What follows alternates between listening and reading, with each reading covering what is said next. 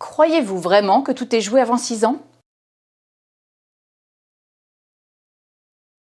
La plasticité cérébrale est une propriété de tous les cerveaux, maintenant admise mais qui a eu du mal à être reconnue.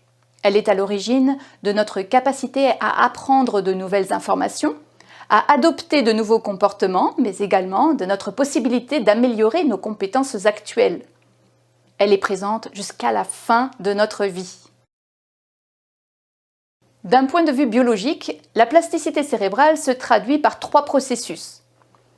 La neurogénèse, c'est-à-dire notre capacité à créer des neurones toute notre vie. Récemment, l'hippocampe a été identifié comme l'un des lieux de création des cellules neuronales. La synaptogénèse, c'est-à-dire notre capacité à créer des synapses, ces espaces entre neurones où sont libérés les neurotransmetteurs. Et enfin, l'élagage, qui nous permet de perdre et des neurones et des synapses. Et oui, nous créons et perdons des neurones tout au long de notre vie tout en gardant un stock à peu près constant, sauf maladies dites neurodégénératives comme Alzheimer.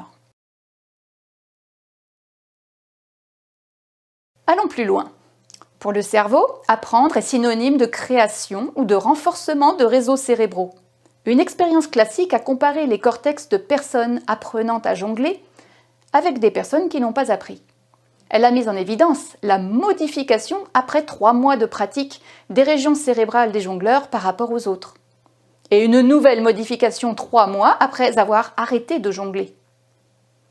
Cette expérience a d'ailleurs été reproduite avec des personnes de plus de 60 ans.